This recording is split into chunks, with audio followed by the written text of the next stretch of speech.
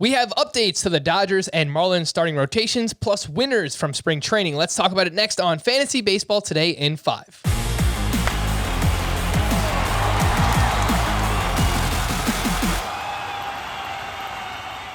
Welcome into FBT in 5, a podcast that gets you caught up fast on the fantasy news and advice that you need to know. Follow and stream us on Spotify and anywhere else podcasts are found. Today is Tuesday, March 30th. I am Frank Sanford, joined by Scott White, and let's start off with those Dodgers. Dustin May will be the 5th starter in their rotation, which means David Price and Tony Gonsolin are in the bullpen. Scott, does that make you more excited to draft Dustin May, or are you still assuming this is a fluid situation? It's still a fluid situation. I assume the Dodgers are going to want to preserve the innings for all three. Kind of surprising.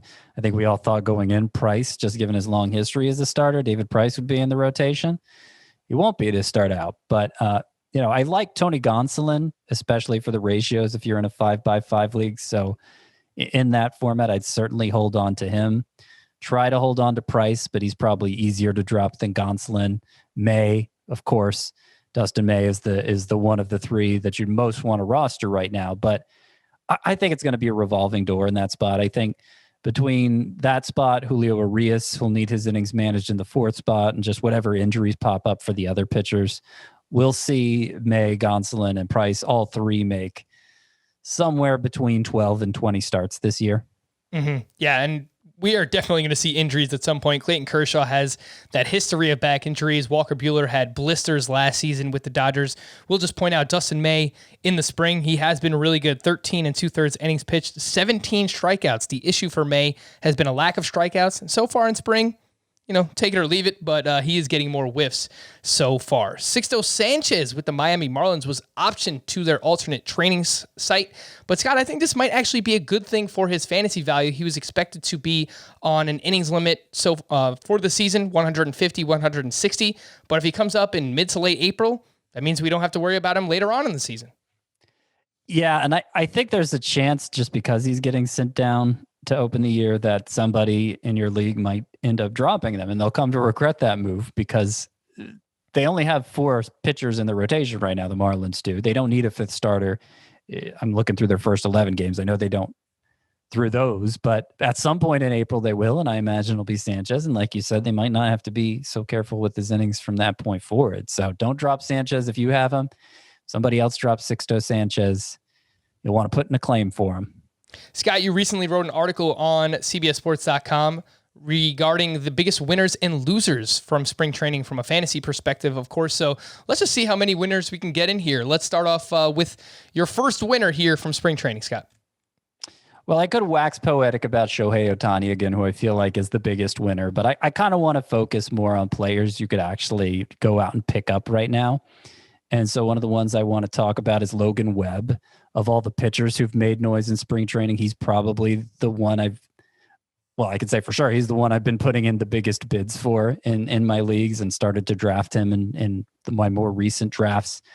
Has always been a good ground ball pitcher, always kind of intrigued by him, but the changeup has really broken through for him this spring. I know Kurt Casali, a catcher for the Giants, who also caught for the Reds, compares that changeup to Luis Castillo's. Webb's changeup to Luis Castillo's, and that's kind of the gold standard for changeups, right? So that's an exciting development for Logan Webb there. Also, the guy slotted in 4th for the Marlins, Trevor Rogers. He's going to be there from the get-go. 29 strikeouts in 19 innings this spring, and we saw a little bit of him down the stretch last year.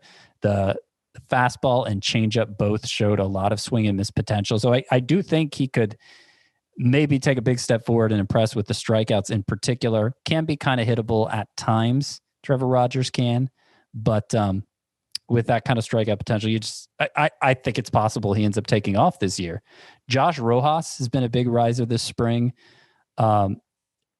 Crazy numbers in the minor leagues in 2019, 332 batting average, 23 homers, 33 doubles, 23 steals. And the little bit we've seen him from the majors hasn't been good, but he made some changes to his stance, some lifestyle changes this offseason, and he's been crushing it this spring. Kind of solved the Diamondbacks' problem with Cole Calhoun being injured. They're going to put Ketel Marte in the outfield, slot Josh Rojas there at second base, and he's somebody who's widely available. Yep, 3 names to remember there. Big winners throughout spring. Logan Webb with the San Francisco Giants, Trevor Rogers with the Miami Marlins, and Josh Rojas with the Arizona Diamondbacks. All 3 of those players are rostered in under 40% of CBS sports leagues. For more extensive fantasy baseball coverage, listen to the Fantasy Baseball Today podcast on Spotify, Apple Podcasts, Stitcher, your smart speakers, or anywhere else podcasts are found. And thanks for listening to Fantasy Baseball Today in 5. This is your audio outlet for fantasy news and advice in just 5 minutes. If you enjoyed the pod, please leave a 5-star review on Apple. We'll be back again tomorrow morning. Bye-bye.